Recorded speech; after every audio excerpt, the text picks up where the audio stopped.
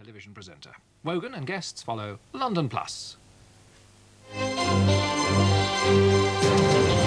Postal chaos spreads to 500,000 homes in London.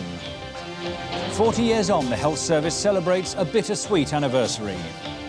And, rain or not, the sport in which Britain does succeed.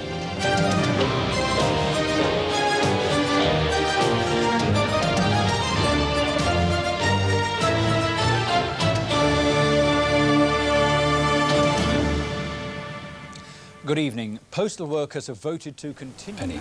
Now to a man who was almost rained off this weekend because of the weather. Michael.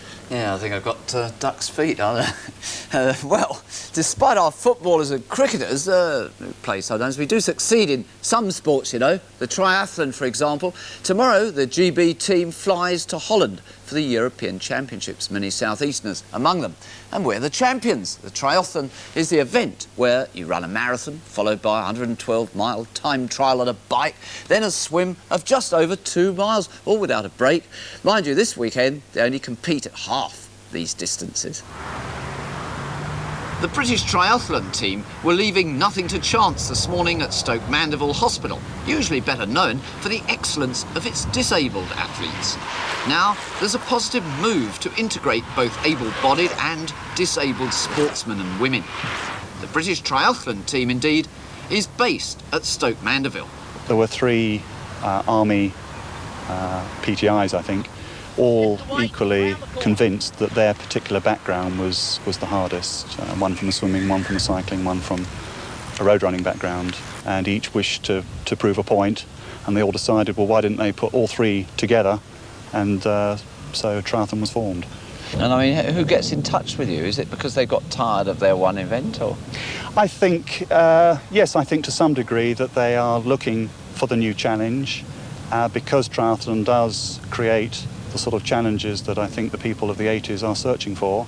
They are keen to see just how hard a challenge it is.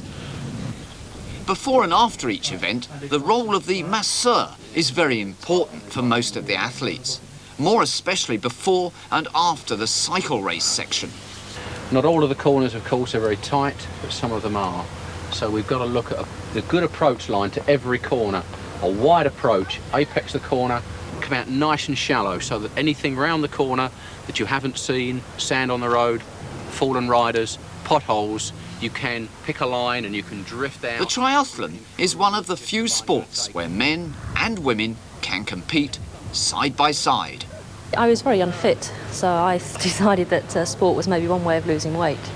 And so I started jogging, and I saw the first London Triathlon advertised. That was back in 1984. And I could swim, I could sort of run to the end of the road and things, so I thought I'd have a go at doing it, and that's really what got me involved in the sport first of all. And you've got a job, presumably. I mean, how do you fit it all round that? With great difficulty most of the time. It means getting up very early in the morning, and I do swimming before work from 6 until 7:30, and then work, and then fit in the cycling. I cycle to work, which I work in Regent Street, and I then do my biking and running in the evening. There's a lot more interest to triathlon. It has more appeal to me, but there's a lot more involvement with the other people that do the sport, and so it becomes a way of life, I suppose, in the end. Nice to hear of us succeeding sometimes, isn't it? Celebrations of the 40th anniversary of the